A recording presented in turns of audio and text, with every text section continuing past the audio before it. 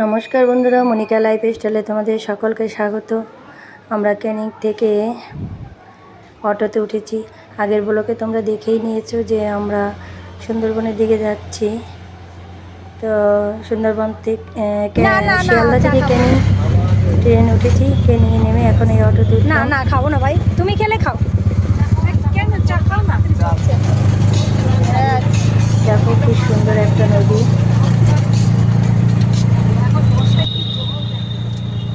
নদী অনেক বড় নদীটা। আমি এখানে এসেছি। ব্রিজটা শেষ হয়ে গেল, এবার আমরা বাসন্তীর দিকে,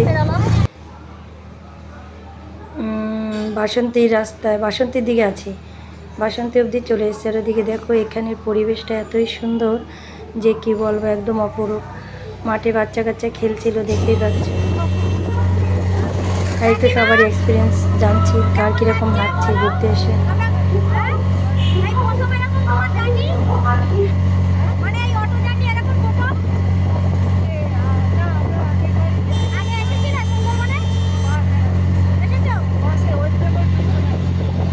কাকিমাকে জিজ্ঞেস করলাম, কাকিমা বললো সে আরও একবার এসছে।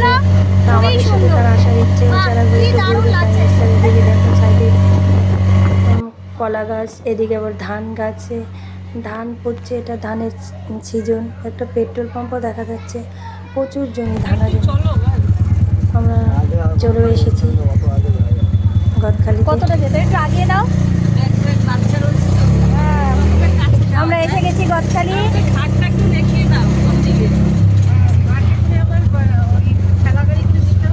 অটোওয়ালাকে বলছি একটু সামনের দিকে নামিয়ে দিতে, তাই একটু নামিয়ে দিল। চামিলি ফটো তুলবো। এখন এই যে লঞ্চের অপেক্ষায় আছি।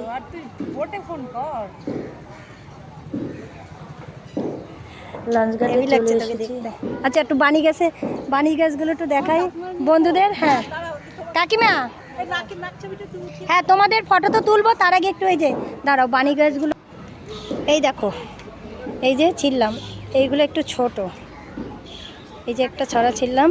আর ওদিকে দেখো অনেকটা বড়, ওগুলো অনেক দূরে তোলা সম্ভব না, ওগুলো অনেক বড় বড়। লঞ্চে উঠে গেলাম আমরা সকলে। আর এদিকে দেখো নদীর যে দৃশ্যগুলো, সেটাই তোমাদের সাথে শেয়ার করছি। আমাদের মতো এরকম প্রচুর যাচ্ছে লঞ্চ ছেড়েছে, যারা টুরিস্ট সবাই উঠেছে। অনেক অনেক লঞ্চ, পুরো নদীতে শুধু লঞ্চ আর লঞ্চ। তারা নদীতে শুধু এটা আজকে প্রথম দিন আমাদের লঞ্চ মানে ট্রলার। আমরা গদখালিতে নেমেই তো বললাম প্রথমেই লঞ্চ।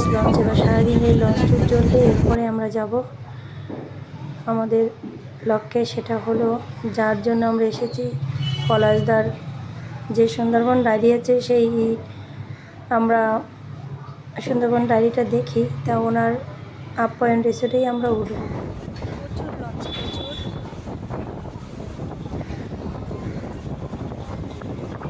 এই লঞ্চটায় যে আমরা দুটো লঞ্চ পাশাপাশি হয়ে গেছি।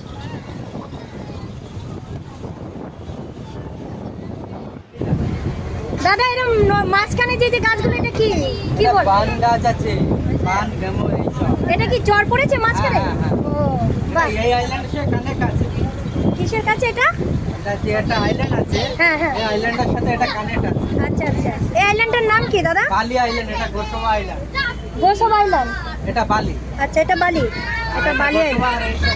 আচ্ছা আচ্ছা, এটা হলো বালি, আর এই পাটটা হলো গোসবা, তাই তো? আচ্ছা, এটা হলো গোসবা।